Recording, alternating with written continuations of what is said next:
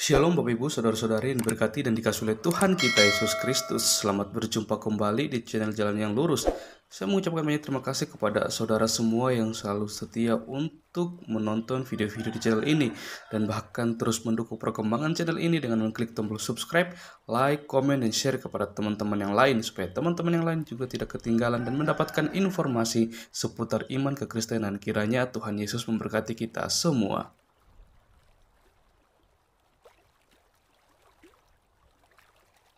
Saudaraku yang terkasih di dalam nama Tuhan Yesus, di kesempatan kali ini kita akan kembali lagi bersama-sama akan melihat serta menyaksikan suatu tayangan diskusi atau debat yang cukup menarik untuk kita simak, yang dimana lagi-lagi di dalamnya ada Bro Edis TV yang akan melayani teman-teman dari Polemikus, dan kita akan melihat bagaimana teman-teman Polemikus ini dibuat kewalahan untuk melawan Edis TV. Karena apa? Ya karena pertanyaan-pertanyaan dari Bang Edis ini sangat sulit untuk mereka jawab. Padahal apa yang ditanyakan Bang Edis ini semua itu berkaitan dengan iman dan apa yang mereka pelajari di dalam keimanan mereka seperti itu. Ya, tanpa berlama-lama, mari langsung saja kita simak videonya. Dan saya harap kita semua bisa menonton video ini dari awal hingga akhir supaya kita juga bisa dicerdaskan dan kita juga bisa melihat bagaimana ketika kebenaran itu dibukakan. Jangan kepanasan, nonton sampai akhir. Tuhan Yesus memberkati. Apa sebabnya? Apa sebab? Saya pakai nalar, saya manusia. Saya tanya tahu yang pakai nalar. Pertanyaanmu tadi sudah saya jawab. Saya jawab ini, jawab. Suret, pertanyaan tadi sudah jawab.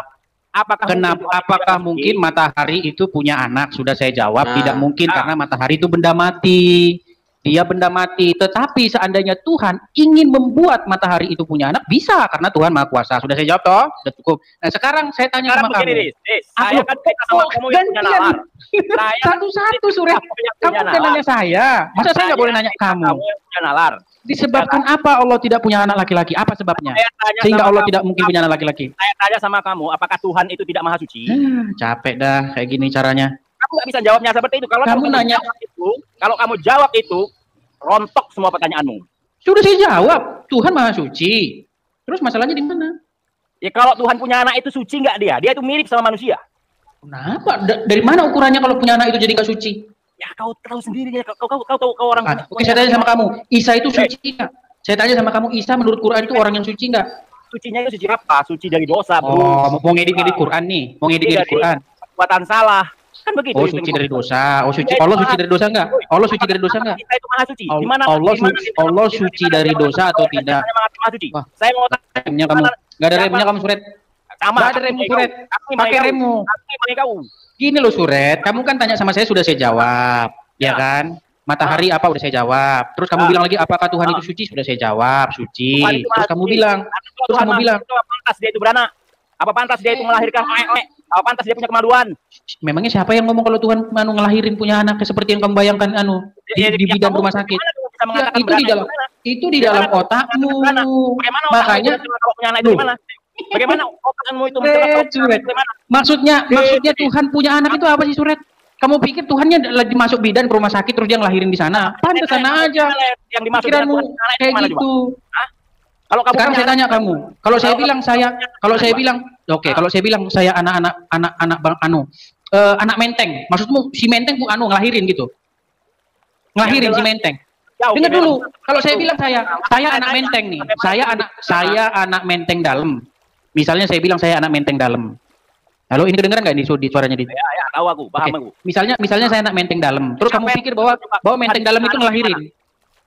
Iya, makanya saya bilang, jangan ke situ dulu. Pertanyaan saya belum kamu jawab. Pertanyaan saya, apa penyebabnya Allah tidak punya anak? Jawab dulu. Apa sebabnya? Wah, si Suret kesurupan. Tidak kesurupan. Aku hanya memakai orang. Aku hanya pemakai otak. Aku ngomong orang yang pakai. Suret, saya tanya sama kamu, Suret. Apa sebabnya Allah tidak punya anak menurut Al-Quran? Apa sebabnya? Makanya saya tanya. Red, apa sebabnya Allah tidak punya anak menurut Quran? Kamu pakai otak dulu. Apakah Tuhan itu maha suci, maha tinggi? Bagaimana dia punya anak sedang dia tidak punya istri? Coba buka Quran surat berapa itu? Ya makanya dia itu tidak seperti makhluk, Dia itu maha tinggi, maha kaya. Karena apa dia tidak punya anak? Disebabkan karena apa? Karena apa dia tidak punya anak? Itu hanya apa sebabnya dia tidak punya anak? Metafora, Dis. Lu Ya. coba tampilkan ayatnya, Dit. Ditampilkan, Dit. Ditampilkan ayatnya, Dit. Dia tidak seperti makhluknya. Bukan kayak Tuhan kau. Saya mau tanya juga kalau kayak gini, Tuhan kamu itu punya titik, fungsinya apa? Dit, coba ditampilkan ayatnya, Dit. Kemarin gue tanya lagi, kulub Tuhanmu itu kemana? Dit, tampilkan, Dit, ayatnya, Dit. Ya, teman-teman ya. Ayo, Dit, tampilkan ayatnya dulu dong, biar enak. Seperti makhluk. Tampilkan dong ayatnya. Bagaimana dia punya anak jika dia tidak punya istri? Coba tampilkan dulu Quran surat ke-6 Saya mau ke-101. dulu sama kau. Karena kalau Silakan. pun kamu tidak paham dengan kalimat-kalimat yang ada di bahasa Arab. Karena Oke, sudah saya mau tanya sama kamu biar kamu yang jelaskan. Silakan. Pakai logika saja ya, pakai logika saja. Oke. Saya Apa sebabnya apa sebabnya Allah tidak punya anak? Karena dia tidak punya istri dalam Quran. Kenapa? Ayo silakan jawab. Gini, Dis. Dit, ayatnya ditampilkan dulu, Dit. Pakai logika saya dari tadi saya ngomong sama kamu pakai logika. Tapi sambil ayatnya ditampilkan dong. Sambil ayatnya ditampilkan biar enak. Ya. Dit, ayatnya tampilkan. Lebih parah lagi nanti kalau pakai Alkitabmu lagi. Oke, buka Al-An'am ayat 101. Silakan, Dit.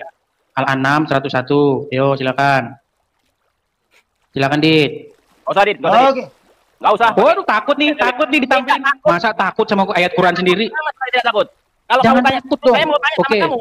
Oke, buka, Dit, Al-An'am. Al-An'am 101.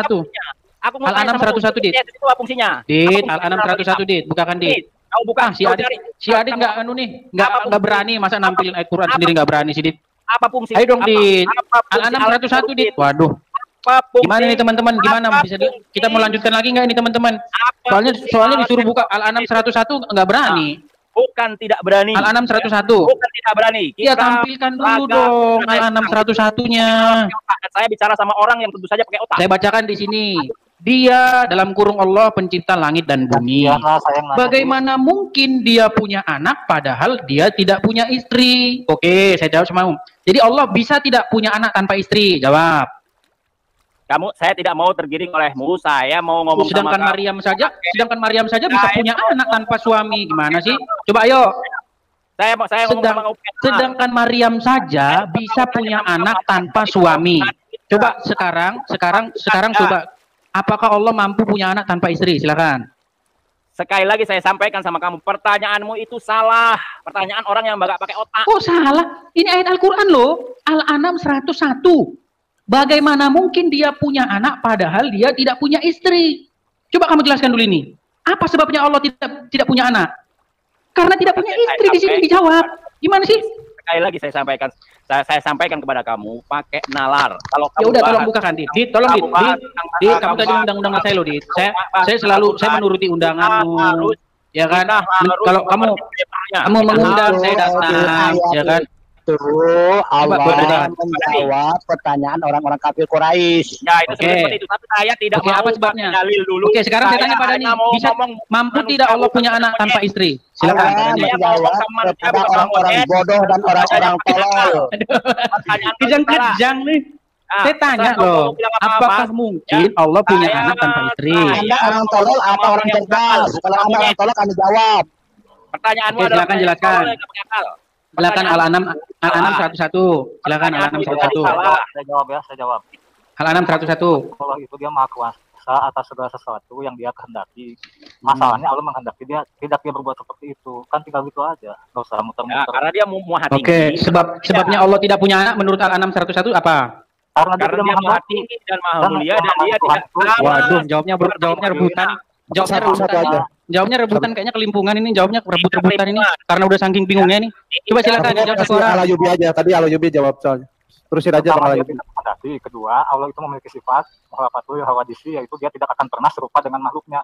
Jika Allah mempunyai anak, artinya dia serupa dengan makhluknya. Oh, itu kan katamu. Coba Al-An'am 103. Coba dibuka Al-An'am 101. Kamu akan buka dulu dong. Al-An'am 101-nya buka dulu dong. Al-An'am 101-nya. Oke, menurut Al-An'am 101 sebab Allah tidak punya anak karena apa? Saya tadi udah jawab, Dis. Dijawab. Menurutmu, menurut Aduh, menurut Al-An'am 101 penyebab Allah tidak punya anak apa? ini nganu kok orang ini nggak punya akhlak. Bukan, saya itu tanya menurut Al-An'am, bukan menurut kalian. Kalau orang nggak punya akhlak itu bertanyanya seperti ini gitu loh. Saya bacakan nih. Bagaimana mungkin dia dalam kurung Allah punya anak tanpa sedang dia tidak punya istri? Sudah dijawab. Terus bagaimana mungkin Maryam punya anak sedang dia tidak punya suami? Coba dijawab, silakan. Kamu mau jawab apa terserah kamu. Jawab aja sendiri. Satu-satu dulu aja. Biar enak dengarnya. Saya makin dikeroyok tuh makin seneng sih sebenarnya. Cuman Gak ada, sayangnya itu suaranya nggak kedengeran. Suaranya itu jadi pecah gitu loh kalau keroyokan. Kalau saya itu senangnya dikeroyok. Jangan kamu merasa terus kau dikeroyok kau berarti pintar. Sebetulnya kamu itu goblok tapi ngengkel. Paham kau? Menurut Al-An'am ayat 101, apa sebabnya Allah tidak punya dulu anak? Orang tanya, orang kafir yang bodoh dulu, mengakui kalau Tuhan itu Oke, dijawab oleh Al-Qur'an kan? Dijawab oleh Al-Qur'an, bagaimana mungkin dia punya anak sedang dia tidak punya istri kan gitu jawabannya. Ya, boleh ya. Oke, terus berarti penyebab Allah tidak punya anak itu karena apa? Karena dia tidak punya istri. Saya ganti nanya boleh enggak? Gantian itu kata Al-An'am. Kan orang-orang mengatakan Allah itu punya anak. Dijawab oleh Quran. Bagaimana mungkin? Bagaimana mungkin? Edis, stop dulu. Pak Yubi mau bertanya sama kamu. Titiknya Tuhan itu fungsinya apa? Menurut Al-An'am 103. Titiknya Tuhanmu itu apa fungsinya? Lari kemana-mana kamu suret. Tadi kamu tanya apakah matahari bisa punya anak. Saya jawablah kamu suret. Tidak mungkin matahari punya anak suret karena matahari itu bukan makhluk hidup. Makhluk hidup itu nggak punya anak. Tapi kalau Tuhan menghendaki, bahkan dikatakan dalam Alkitab, jikalau Tuhan ingin menjadikan batu-batu ini menjadi anak-anak Abraham, bisa. Nah sekarang pertanyaannya, apakah mungkin Allah punya anak? Dijawab oleh Al-Quran, tidak mungkin. Apa sebabnya tidak mungkin? Karena dia tidak punya istri. Nah sedangkan Maryam dia tidak punya suami tapi bisa punya anak. Ayo, hebatan mana Maryam sama Allah? Ayo silakan. Oke. Di sini sudah hadir pawangnya Edis ya. Oke, kita sapa dulu di Pak Aristo. Assalamualaikum warahmatullahi wabarakatuh, Pak Aristo. Ya, waalaikumsalam warahmatullahi wabarakatuh. Salam Edis. Halo, selamat siang Riz. Kamu pakai Alkitab yang mana? Terjemahan LAI atau yang mana nih? Ya, mau lari dari tema nih si Aris nih. Enggak, Riz. kamu pakai Alkitab. Makanya saya nanya, kamu Alkitab yang mana? Yang terjemahan LAI atau yang mana? Ya, pakai yang mudah aja, yang mudah dipahami aja. Boleh yang Inggris, boleh yang bahasa Batak juga ada, bahasa Inggris ada, bahasa Jawa ada, bahasa mana? Ya, Batak, semua bahasa di sini ada. Maka terjemahan LAI masalah semua. Ya, kalau terjemahnya salah ya kita kembali ke teks aslinya. Tapi ngomong-ngomong itu jangan kabur dulu Riz. Penyebab Allah tidak punya anak itu apa Riz? Menurut Al-Qur'an. Jangan menurutmu loh. Menurut Quran. Nah, nanti dulu. Enggak, biar jelas kan. Kalau jelas itu harus saya mau tahu dulu mau pakai yang mana ini LAI atau yang mana? Kita pakai LAI. Oke, sekarang kamu tolak. Siapa yang bilang nolak? Kamu kan pernah kritik LAI, ya kan? Loh, mengkritik bukan berarti menolak. Di dalam terjemahan LAI banyak terjemahan-terjemahan yang tidak tepat. Di terjemahan Quran juga banyak kok yang tidak tepat. Kalian sendiri kan sudah ngomong banyak juga ngomong. Kita nggak usah ngomongin terjemahan, Riz. Kalau tidak tepat nggak bisa dipakai. Ngapain? Oke, ya sudah sekarang kita ke teks aslinya yuk. Sekarang, apa penyebab Allah tidak punya anak menurut Al-Quran? Silakan. Di mana Allah punya anak itu di mana? Kamu dapatnya dari mana? Ya, Allah kan tidak punya anak. Disebabkan apa? Apanya? Iya, Allah punya anak itu dapat Buset dari mana? dah. Buset. Disebabkan apa Allah tidak punya anak, Riz? Ini di pinggir jalan, ini jadi agak berisik. Allah itu ngeles aja kamu, Riz. Ngeles aja kamu, Riz. Pertanyaan kau itu yang bodoh, Dis. Pertanyaan ini kan bodoh sih. Bukan bodoh. Di dalam Al-An'am ayat 101 disebutkan alasan kenapa Allah tidak punya anak. Apa sebabnya? Saya gantian. Coba. Saya gantian. Karena dia tidak punya istri. Kan disebutkan bagaimana mungkin dia punya anak sedang dia tidak punya istri. Berarti alasan Allah tidak punya anak itu karena apa? Karena apa alasan Allah tidak punya anak? Belum saya tutup ini ya. Ya, saya jawab. Tuhanmu yang beranak itu Yesus anaknya punya istri ya, Bapak yang di surga itu punya istri ya di surga ya. Ya, sabar dulu. Kita kasih Pak Aris Suara Aris di jalan itu, Aris di pinggir jalan. Ya, kita kasih Pak Aris dulu soalnya beliau nggak punya waktu banyak. Oke, silakan Pak Aris. Jadi begini, Dis. Jangan kamu berpikir Tuhan yang disembah oleh orang Islam seperti dengan Tuhan yang kalian sembah. Gitu loh. Punya kawin-mawin, walaupun kalian tolak bahwa Yesus tidak punya anak, tapi faktanya Yesus punya anak, bahkan punya istri 2. Gitu. Jadi jangan saja kamu, Riz. Jangan ini aja, Riz. Jangan ngarang di gini aja, Riz. Bapak memperanakkan Yesus itu tanpa istri. Sekarang Allah tidak punya anak, alasannya menurut anak. Saya bicara dulu, waktunya cuma sebentar. Jadi jangan kalian samakan Tuhan yang kalian makhluk yang kemudian kalian jadikan Tuhan. Enggak begitu, beda dong. Kalau Tuhan yang disembah oleh Islam sudah jelas, tidak beranak dan tidak diperanakan. Itu sudah jelas. Kalau kamu tanya punya anak atau tidak, itu kan berangkat dari dogma gereja yang memotivasi kalian kemudian bertanya seperti itu. Kan begitu. Nah, Yesus punya anak, punya istri, kalian bantah juga. Karena kalau kalian akui punya anak, berarti Tuhan itu punya anak. Kan gitu. Jadi, kalau Tuhannya orang Islam, Qul huwallahu ahad, Allahus samad, lam yalid, wa lam yulad, wa lam yakul lahu kufuwan ahad. Tidak beranak dan tidak diperanakan. Jelas. Kau mau paksa Allah punya anak, dari mana kau dapat pertanyaan itu? Udah belum? Sudah. Oke, baik. Mute dulu, Riz. Mute dulu mic-mu, biar enak. Jadi gini, saya teringat berhubung saya ini. Begini, kau bawa ayat Alkitab. Katanya gantian ngomong. Gimana ini? Katanya gantian ngomong. Enggak, aku pulang dulu. Mau lanjut lagi masalahnya, aku di perjalanan. Ya. Oke, siap. Ya, jadi begini, Riz. Al-Quran itu mengatakan begini, janganlah kalian mengatakan sesuatu yang kamu tidak memiliki pengetahuan tentangnya. Sebab apa yang kalian katakan itu akan dipertanggungjawabkan. Seperti Aris mengatakan ya fitnahnya bahwa Yesus punya anak, ini menikah istri 2.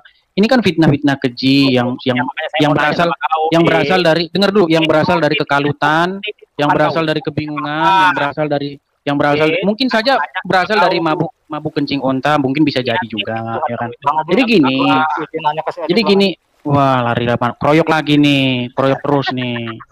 Sekarang tolong Muslim di sini jelaskan kepada saya, sebabnya Allah tidak punya anak itu apa? Tuhan kau. Lari kemana-mana. Sebab Allah tidak punya anak itu apa? Aduh, itu ya. Kalau gimana nih? Bukan makhluk. Oh salah, mana ayatnya? Kalau orang bukan makhluk, mana ayatnya, Pak Dani? Mana ayatnya? Allah itu mana ayatnya? Mana ayatnya Allah?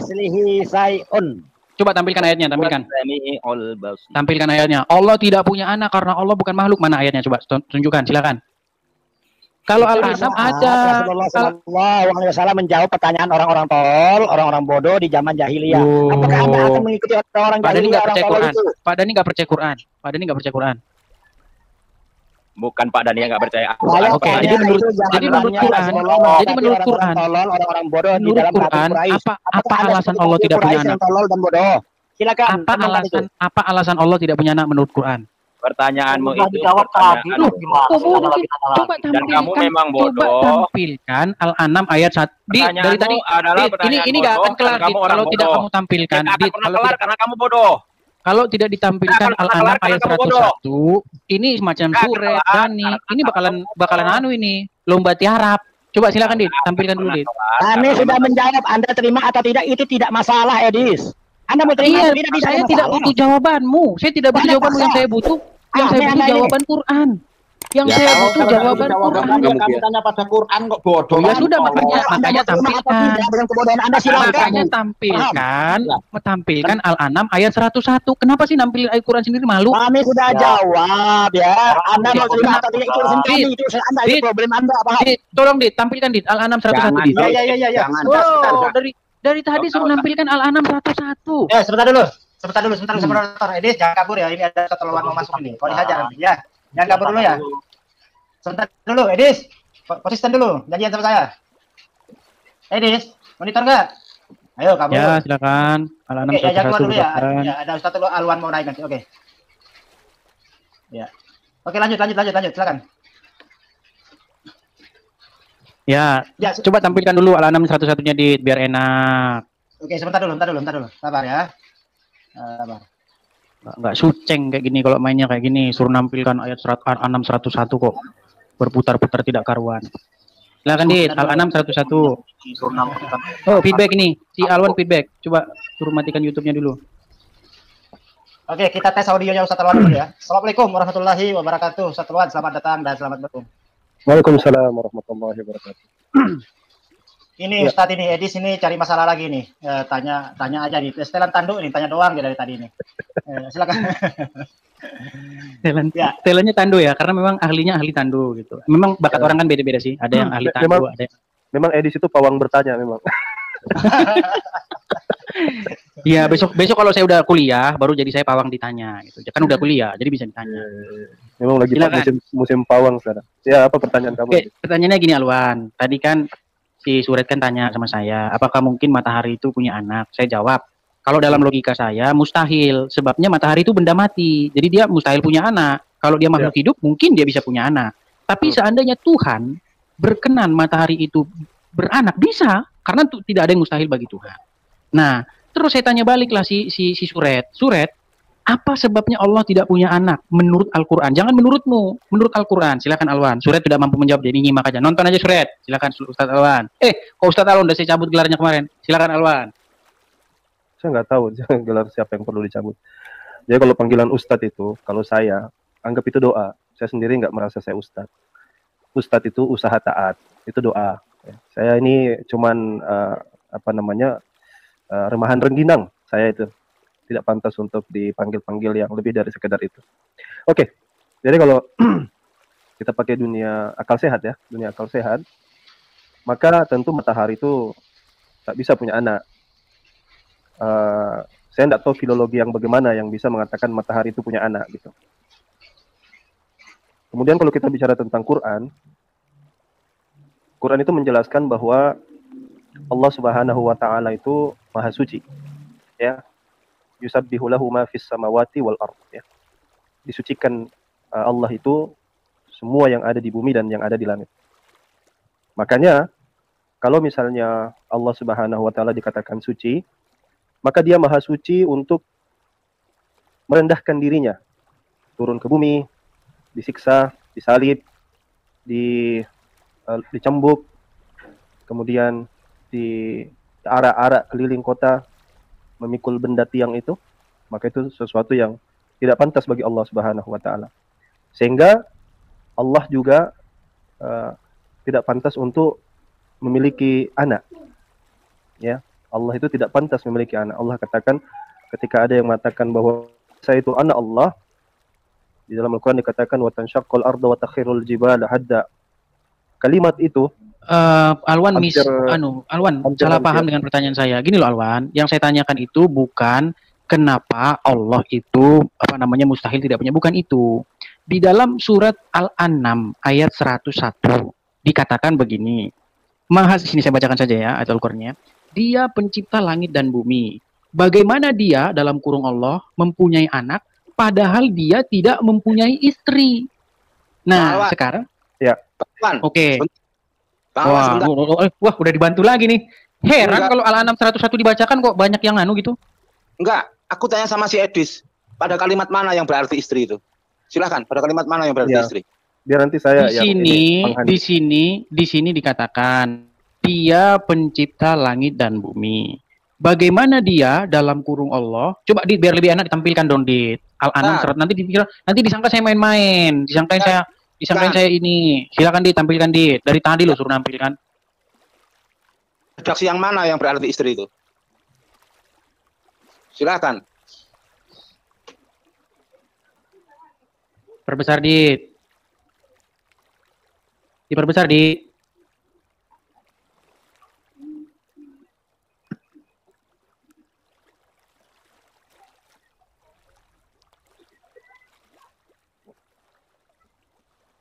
Nah, itu dia dalam kurung Allah, pencipta langit dan bumi. Bagaimana mungkin dia mempunyai anak padahal dia tidak punya istri? Silakan. Pada kalimat mana yang berarti istri itu? Mana? Ya kamu tanya aja penerjemahnya. Kamu mau mengkoreksi penerjemah Quran gitu. Atau kamu bilang penerjemah Quran tukang bohong gitu. Atau kamu mau bilang begitu? Oh, penerjemahan sederhananya hanya untuk memberikan pemahaman yang les lah gini. Kamu mau mengungguli penerjemah Quran. Kamu mau jadi mau ngajarin tukang terjemah Quran gitu nanti. Aku tanya sama kamu pada kalimat yang mana? Kita kalau bicara Quran itu ya kamu tanya sama yang menerjemahkan. Saya bukan pakar bahasa Arab. Kamu diam dulu. Mana Bang Awan yang berarti istri itu? Yang mana yang berarti? Sohibah. Itu bener artinya istri. Kalau kita mau bicara lebih jauh, lebih detail. Pasangan. Ya. Terus lam takun itu fungsinya apa? Oke. Lari-lari lagi si Andi. Gini aja, Andi. Penyebab Allah tidak punya anak itu apa menurut ayat ini? Disebabkan apa Allah itu tidak punya anak menurut ayat ini? Karena apa sebabnya? Itu tidak bicara soal penyebab Allah tidak punya anak. Karena Allah ditanya bagaimana mungkin dia punya anak padahal dia tidak punya istri. Nah, kalau Allah mustahil punya anak karena Allah tidak punya pasangan, lalu bagaimana dengan Maryam yang punya anak tanpa ada pasangannya? Hebatan mana Maryam sama Allah? Silakan. Dialog terukur sama orang yang dia bisa diberi pemahaman dengan kalimat seperti itu. Tetapi hakikatnya nggak seperti itu. Hakikatnya lam yalid walam yulad. Makanya sulit nih saya memahami.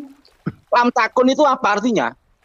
Sohibah itu apa artinya yang sebenarnya? Kan sudah saya bilang tadi pasangan. Pasangan di situ apa? Istri. Apa kamu mau mengkoreksi itu terjemahannya? Mau kamu marahin tuh? Kamu laporin yang terjemahin Quran penistaan gitu, penistaan agama? Silakan, nggak apa-apa. Kamu kan penegak hukum.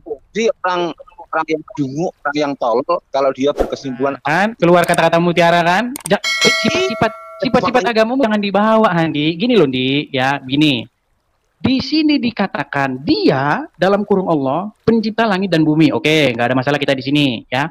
Dikatakan lagi, bagaimana mungkin dia, ya, Allah ini dianya merujuk ke kalimat pertama, ya, Allah tadi yang pencipta langit dan bumi itu mempunyai anak, padahal dia tidak punya pasangan atau tidak punya istri. Jadi, penyebab Allah tidak punya istri itu karena apa menurut ayat ini? Penyebab Allah tidak punya anak itu karena apa? Ayat ini tidak bicara kenapa Allah tidak punya anak. Penyebabnya apa tidak? Ini logik. Terus ngapain dibuat satu alasan karena dia tidak punya pasangan? Yang diajak dialog orang-orang model kayak kamu. Logikanya masih sempit.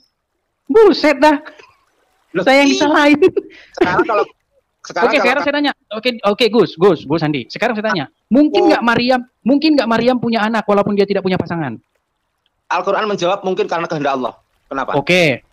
Maryam yang dia tidak punya pasangan mungkin punya anak. Sedangkan Allah yang dia tidak punya pasangan, dia mustahil punya anak karena dikatakan tidak punya pasangan. Berarti hebatan mana Maryam sama Allah? Silakan. Hebat Allah karena Maryam punya anak karena kehendak Allah. Sudah kan? Mana ayatnya? Mana ayatnya, silakan. Ayatnya tunjukkan. Yo kamu buka surat Maryam yang soal Quran. Coba tampilkan di Maryam ayat 16, 17. Ganti aku yang Maryam nanya 19. Loh, Maryam enggak sebentar. Enggak, biar kita clearkan. Jangan Maryam 19. Ayo tampilkan Maryam 19. Gantian nanya Bang Adit. Orang ini cuma sergap aja. Pakar Quran kamu ajarin, Andi. Saya 9 tahun. 9 tahun saya baca Quran itu, Andi. Kok kamu ngajarin saya tentang Quran? Ayo silakan. Baca terjemahan. Iya memang baca terjemahan, masa saya baca Arabnya ya, saya nggak ngerti Arabnya gimana sih? Pakar terjemahan kali ah. Iya, saya kan orang Indonesia, jadi saya baca terjemahan, terus buat apa diterjemahin itu? Kalau bukan buat saya, gimana sih? Pakar, kamu harus bisa dulu menjelaskan. 19. Takun itu 19 dit. Oke, stop di sini. Sesungguhnya aku hanyalah utusan Tuhanmu untuk menyampaikan anugerah kepadamu seorang anak laki-laki yang suci. Coba Andi silakan jelaskan. Itu ada terusannya. Oke, teruskan. Karena Allah berkehendak. Teruskan. Sekarang teruskan.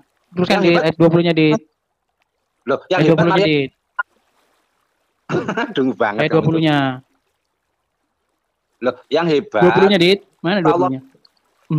Gantian nanya lagi, kau tanya terus dari tadi Idris kerjamu. Gak ada kerjaan lain dah. Oke, nih Maryam bertanya nih.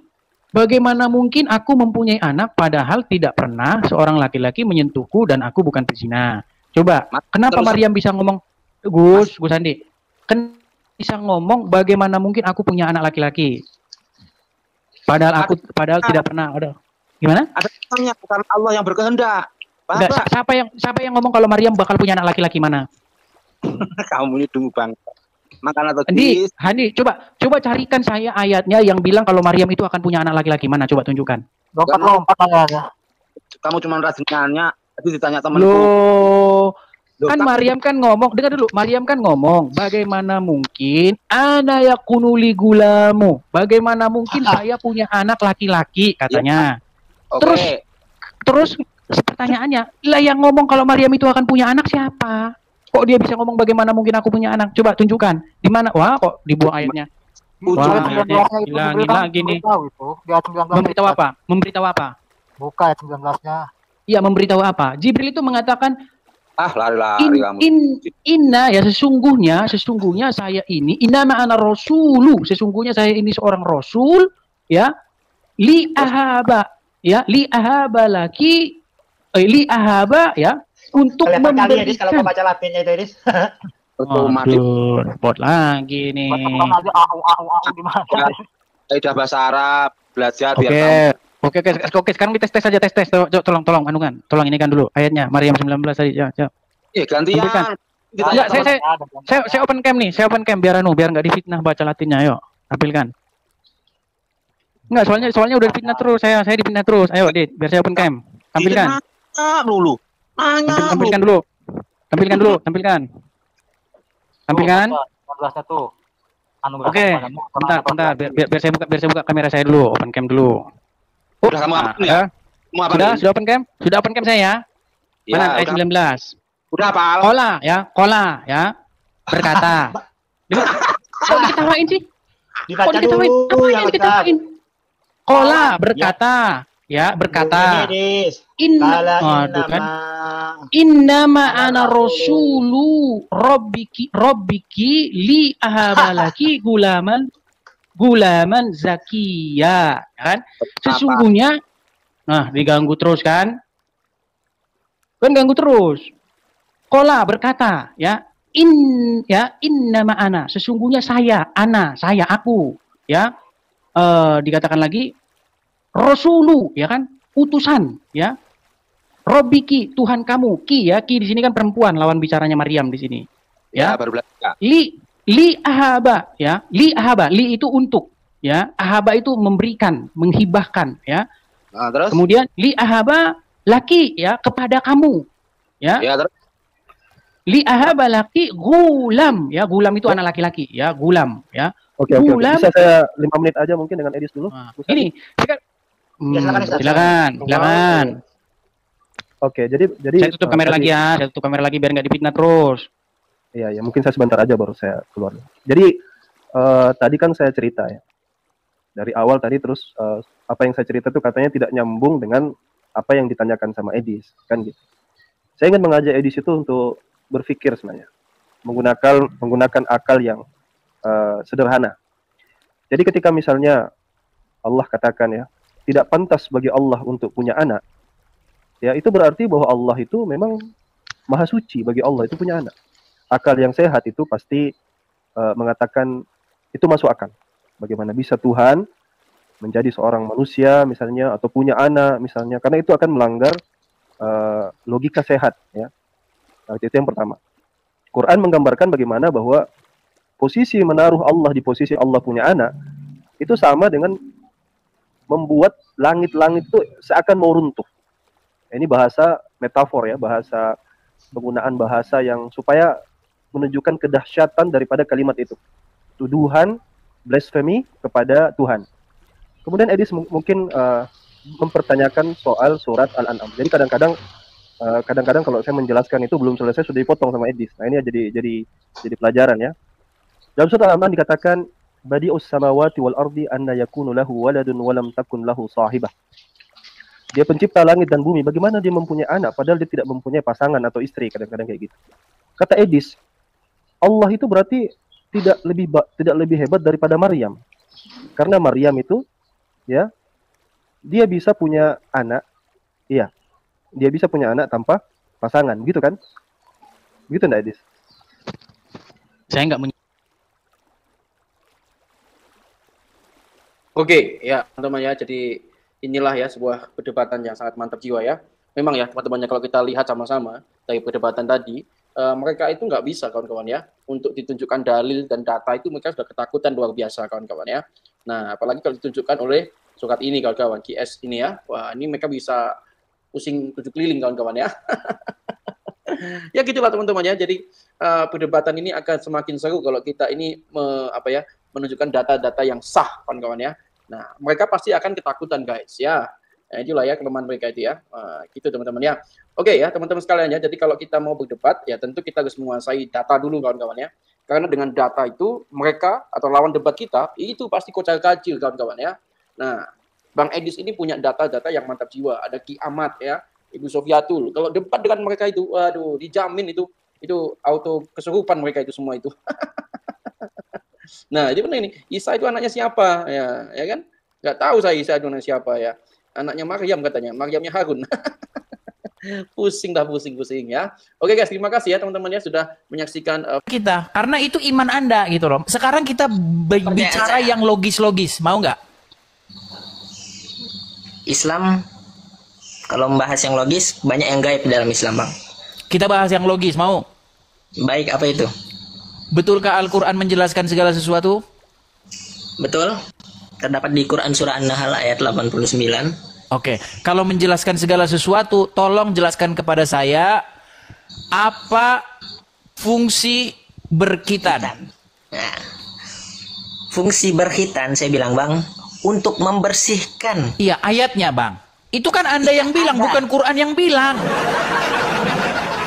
Al-Quran dengan hadis Bang Edis itu tidak bisa dilepas. Nggak percaya mereka ini kalau Quran menjelaskan Bang. Bang, barusan tadi menurut Quran yang menjelaskan itu Anda, hadis atau Al-Quran?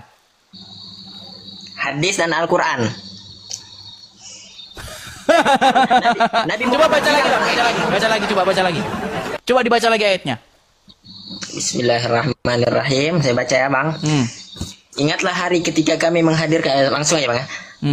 Kami turunkan kitab Al-Quran kepadamu untuk menjelaskan segala sesuatu sebagai petunjuk, rahmat, dan kabar gembira bagi orang-orang Muslim. Apa tujuan diturunkannya Al-Quran? Untuk menjelaskan. Menjelaskan apa? Segala sesuatu. Segala sesuatu. Sekarang, kitab apa yang menjelaskan segala sesuatu? Al-Quran. Bukan hadis. Hadis nggak percaya kan? Nggak percaya, mereka tidak percaya. Sudah saya bilang mustahil Bang. Kalau kita menggunakan akal sehat kita Bang, mustahil sesungguhnya Anda itu percaya Al-Quran. Nggak ada Bang orang Islam yang percaya Al-Quran itu, nggak ada. Saya percaya. Iya Bang, tapi di mulut. Kenapa ketika saya tanya Anda nggak percaya bahwa Quran itu menjelaskan segala sesuatu? Menjelaskan, tapi butuh yang lebih terperincinya Bang. Berarti Quran tidak menjelaskan segala sesuatu? Bahasa Arab ini Bang, kaya akan makna. Kulli ini Bang bisa diartikan mulai akrobat dah. Abang katanya belajar Al-Quran, belajar bahasa Arab juga kah? Bang, saya ini 13 tahun. Bukan orang Arab. Jadi jangan diragukan lagi. Pengetahuan saya tentang Al-Quran jangan diragukan. Iya. Nggak ada di bawah kolong langit ini. Saya belum pernah ketemu orang Islam yang lebih ngerti Quran Bang daripada saya. Al-Qurannya bahasa apa Bang di dalamnya? Inggris. Al-Quran itu bahasa Arab. Ya kan? Al-Quran bahasa Arab. Di situ bahasa Arabnya likulli, betul? Iya betul. Apa arti likulli? Likulli, segala. Segala-galanya, betul. Itu tanpa terkecuali, betul? Tidak. Karena di ayat yang lain ada saudara-saudara. Bang, Al-Quran membutuhkan kalau dikatakan gini Bang, kalau dikatakan Allah mengetahui segala sesuatu, berarti adakah yang terkecuali? Tidak ada. Tidak ada. Al-Quran menjelaskan segala sesuatu, adakah yang terkecuali? Tidak ada. Tidak ada.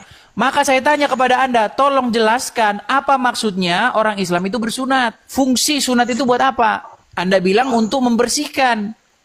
Masalahnya, jawabannya bukan dari Al-Quran itu tadi. Untuk membersihkan itu jawaban yang Anda buat-buat sendiri. Karena memang tidak Anda dapati di dalam Al-Quran, Bang. Jujur kita. Yuk. Fungsi hitan ini buat tanda kita, ketaatan kita kepada Allah. Tidak ada ayatnya, Abang. Bang Faris.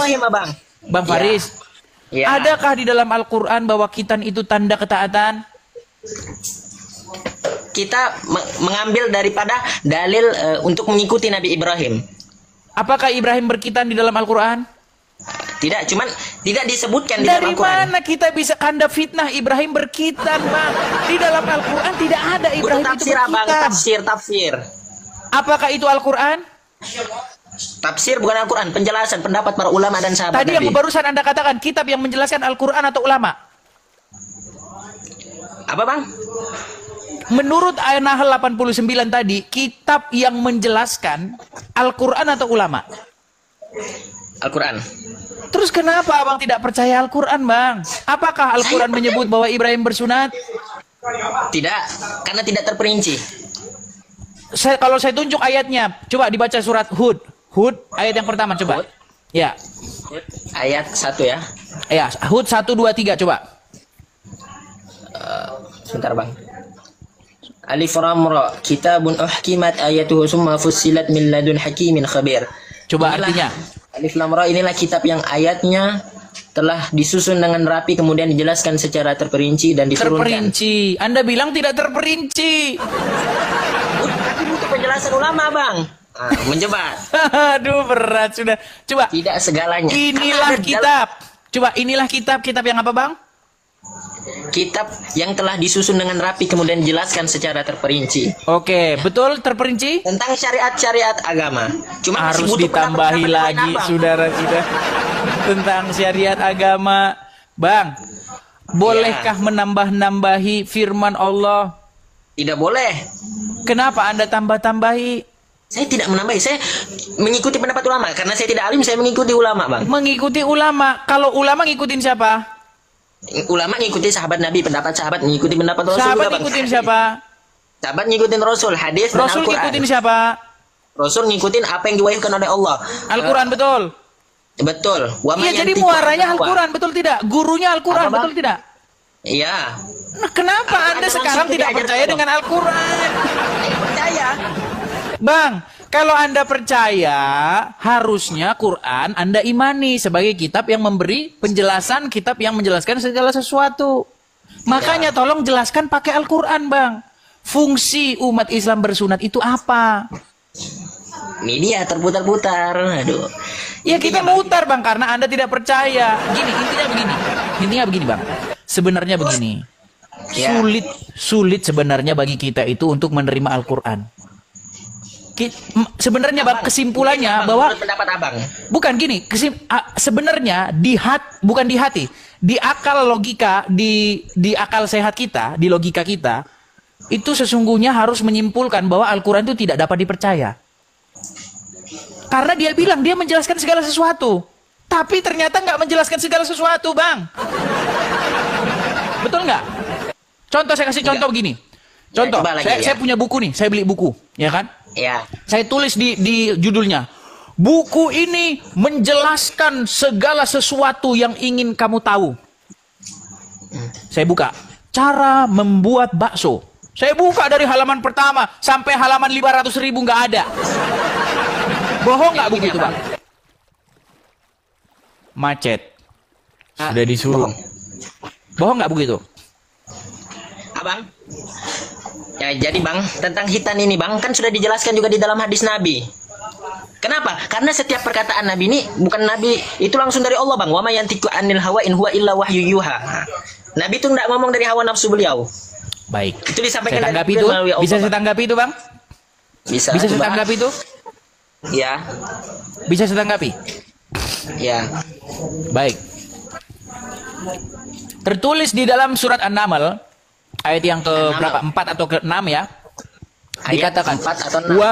Dikatakan wa ma yantiqu anil hawa in huwa illa wahyu yuha. Yang artinya tidaklah yang terucap dari mulutnya itu berdasarkan hawa nafsunya, melainkan apa yang diwahyukan kepadanya. Betul?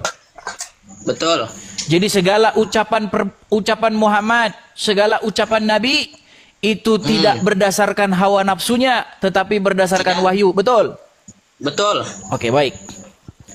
Pernahkah Nabi mengucapkan sesuatu berdasarkan hawa nafsunya? Tidak berarti, Bang, karena sudah ada firmannya. Baik. Pernahkah Anda mendengar bagaimana Muhammad bertemu? Saya harus pakai istilah Nabi ini. Saya harus jadi ustaz dulu. Jadi syekh dulu saya. Pernahkah Anda mendengar cerita bahwa Nabi pernah bertemu dengan para petani kurma di Madinah? Lalu Nabi mengatakan, baik, saya ceritakan hadisnya, ya. Jadi hadis itu bercerita. Di dalam kitab apa nih, Bang? Kitab apa? Di dalam kitab Sahih Muslim ada, Sahih Bukhari ada. Sahih Muslim, Sahih Bukhari ada itu. Kitabnya sahih, ya, diriwayatkan oleh banyak riwayat. Suatu kali, saya harus jadi syekh dulu ya, kan saya sudah digelari Syekh Edis Al-Amriki. Suatu kali Nabi pernah melewati satu kaum di Madinah. Baik. Lalu Nabi bertemu dengan orang-orang para petani kurma yang sedang mengawinkan kurma. Maksudnya mengawinkan benang sari dan putik itu dicampur. Benang sari dan putiknya supaya berbuah, supaya buahnya banyak. Lalu Nabi lewat dan berkata kepada mereka, sesungguhnya apa yang mereka kerjakan itu adalah perbuatan yang sia-sia belaka. Jikalau mereka membiarkan pohon kurma itu begitu saja, sesungguhnya pohon kurma itu akan baik-baik saja. Ingat, tidaklah yang terucap dari mulut Muhammad berdasarkan hawa nafsunya, betul? Betul. Tapi tahu tidak, akibat dari apa yang terucap dari mulut Muhammad, para petani meninggalkan perbuatan itu, dampaknya adalah mereka mengalami gagal panen. Akibat menuruti perkataan Muhammad. Itu akibat mengikuti perkataan Muhammad, Bang. Tapi saya tetap percaya. Loh, barusan abang bilang, wa mayantiqu anil hawa in huwa ila wahyu yuha. Tidaklah yang terucap dari mulutnya itu berdasarkan hawa nafsunya, melainkan apa yang diwahyukan kepadanya. Mungkin itu kesalahan dari si petaninya, Bang. Loh, malah yang disalahin petani. Berat, saudara-saudara. Bang, itu jelas-jelas kalau dibaca dalam riwayat selanjutnya, itu salahnya Muhammad. Karena ketika di kesempatan berikutnya, Muhammad kan mampir lagi ke tempat itu dan melihat bahwa kurma mereka rusak, tidak berbuah. Lalu Muhammad berkata, bakalan melihat, Bang. Nanti saya belum baca soalnya. Oke, coba abang cek di Google. Coba klik aja di Google, coba. Klik di Google. Muhammad dan petani kurma di Madinah. Coba, klik aja itu aja kata kuncinya, coba. Muhammad dan petani kurma di Madinah. Muncul nggak hadisnya? Muncul ini, Bang. Coba bacakan, Bang. Bacakan. Nanti disangka saya mengada-ngada, saudara. Ya. Silakan. Pernah melewati suatu kaum yang sedang mengawinkan pohon kurma. Lalu beliau bersabda, sekiranya mereka tidak melakukannya, kurma itu akan tetap baik. Tapi setelah itu ternyata kurma tersebut tumbuh dalam keadaan rusak. Hingga suatu saat Nabi SAW melewati mereka lagi dan melihat hal itu. Beliau bertanya, ada apa dengan pohon kurma kalian? Mereka menjawab, bukankah Anda telah mengatakan hal ini dan hal itu? Beliau bersabda, kalian lebih mengetahui urusan dunia kalian. Nah. Itu kan... Berarti Muhammad ngaku salah kan? Muhammad ngaku salah nggak di situ? Nabi, semua nabi, Abang, dan seluruh nabi yang diturunkan itu terbebas dari segala dosa, Bang, dan kesalahan. Perkataan Muhammad salah nggak di situ, Bang? Saya nggak bisa menyebutkan salah. Bang, mereka mengalami gagal panen, Bang. Karena mengikuti perkataan Muhammad itu mereka mengalami gagal panen. Betul? Ya. Gagal panen itu akibat kesalahan atau akibat omongan akibat dari perkataan Muhammad itu benar atau salah? Salah. Jadi Muhammad mengucapkan kesalahan dari mulutnya, betul? Betul.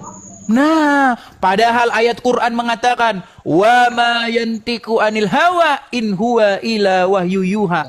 Makanya saya bilang, Bang, kita tidak layak mempercayai Al-Quran, Bang. Karena kalau dibandingkan, dipraktekkan, ternyata dia salah mengucapkan sesuatu berdasarkan hawa nafsunya. Coba baca lagi hadis yang bagaimana hadis tentang Abdullah bin Amr yang menulis segala perkataan Muhammad, lalu Muhammad menunjuk mulutnya. Coba ketik aja di Google biar muncul lagi hadisnya itu. Abdullah bin Amr. Ya, Abdullah bin Amr, Muhammad menunjuk ke mulutnya, tidak keluar dari mulutku kecuali kebenaran. Coba itu aja kata kuncinya, nanti muncul itu. Muhammad menunjuk jari ke mulutnya dan berkata tidak keluar darinya kecuali kebenaran. Yo.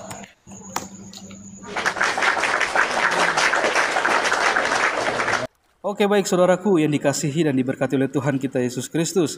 Kita bersama-sama telah menyaksikan diskusi yang sangat luar biasa dari seorang Bro Edis, yang dimana dia bisa melayani teman-teman para polemikus dengan tujuan supaya teman-teman para polemikus ini juga bisa mengerti dan memahami apa yang mereka imani dan apa yang mereka pelajari. Dan memang pastinya ketika berdiskusi dengan Bro Edis ini akan ada yang kepanasan, karena mereka akan menentang setiap argumentasi atau data-data yang dibawakan oleh Bro Edis TV. Karena kalau kita melihat di sepanjang diskusi Edis TV ini, dia betul-betul sangat menguasai, memahami dan mengerti ajaran dari teman-teman para polemikus ini. Karena segala sesuatu yang dia sampaikan, segala sesuatu yang dia katakan itu benar-benar ada di dalam keyakinan teman-teman atau saudara-saudara kita polemikus ini. Dan ya pastinya akan ada yang kepanasan, pastinya ada yang akan membantah argumentasi dari Bro Edis TV, tapi tidak mengapa, karena memang begitulah, ketika kebenaran itu dibukakan pasti akan timbul suatu respon atau reaksi-reaksi yang itu tidak seharusnya ada di suatu ranah diskusi. Tapi kalau kita melihat dari sebagian banyak orang yang berdiskusi dengan Bro Edis TV ini dan juga dengan teman-teman para apologet Kristen yang lainnya, ya puji Tuhan, jikalau begitu banyak yang pada akhirnya mereka mengerti, memahami tentang bagaimana mereka harus beriman dan kepada siapa mereka harus beriman dan percaya seperti itu. Karena segala sesuatu tergantung dari pribadi, kembali lagi tergantung pribadi masing-masing. Dan kita hanya bisa berdoa supaya teman-teman para polemikus, mereka yang di luar sana yang masih kebingungan, bahkan mungkin juga masih bertanya-tanya tentang iman kekristenan, supaya melalui pelayanan yang dilakukan oleh teman-teman para apologet Kristen dan Bro Edis juga bisa membuat mereka boleh melihat, bahkan membuka hati mereka terhadap Injil yang adalah kekuatan Allah itu sendiri, yang merupakan pribadi Yesus Kristus itu sendiri. Karena di dalam Injil Yohanes mengatakan bahwa tidak ada seorang pun yang bisa datang kepada Bapa kalau tidak melalui aku. Hal ini berarti bahwa hanya orang yang mengenal pribadi Yesus, percaya kepada Yesus dan iman kepada Yesus, yang bisa datang kepada Bapa. Dalam artian bahwa kalau kita tidak mengenal dan tidak percaya dan beriman kepada Yesus Kristus, kita tidak akan pernah sampai kepada Bapa itu sendiri atau Allah itu sendiri.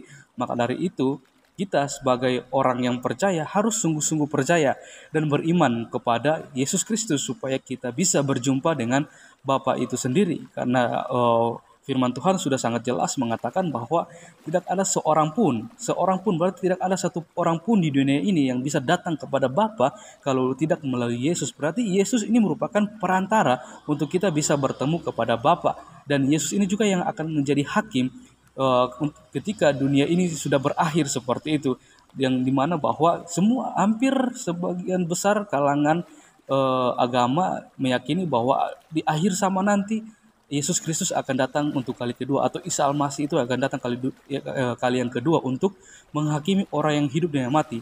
Bagaimana kita orang yang tidak mengenal pribadi Yesus atau Isa Al-Masih akan bisa masuk ke surga? Karena kita tidak mengenal pribadi itu sendiri. Tapi kita orang yang mengenal, bahkan percaya kepada Dia, pasti telah mempunyai jaminan keselamatan yang berasal daripada Yesus Kristus itu sendiri ketika kita sungguh-sungguh percaya dan beriman kepadanya. Oke teman-teman, kiranya melalui pelayanan melalui media sosial ini boleh melahirkan banyak jiwa seperti itu, supaya banyak orang juga di luar sana yang mungkin selama ini kebingungan dengan iman Kristen, makan bertanya-tanya dengan iman Kristen, mereka bisa melihat, bahkan mereka juga bisa mengambil keputusan untuk percaya kepada Yesus Kristus sebagai satu-satunya Tuhan dan Juru Selamat dalam kehidupan mereka. Bahkan juga kita berdoa untuk teman-teman para apologet Kristen dimanapun mereka berada, supaya mereka juga boleh terus dipakai Tuhan secara luar biasa untuk menjadi berkat dimanapun mereka berada. Bahkan kita juga berdoa untuk setiap pergumulan mereka, untuk segala sesuatu hal yang mereka doakan, kiranya semua juga boleh dijawab Tuhan tepat pada waktu sesuai dan seturut dengan kehendak Tuhan. Oke, mungkin sekian video dari saya di hari ini. Sampai berjumpa di video-video saya yang selanjutnya. Kiranya Tuhan Yesus memberkati kita semua.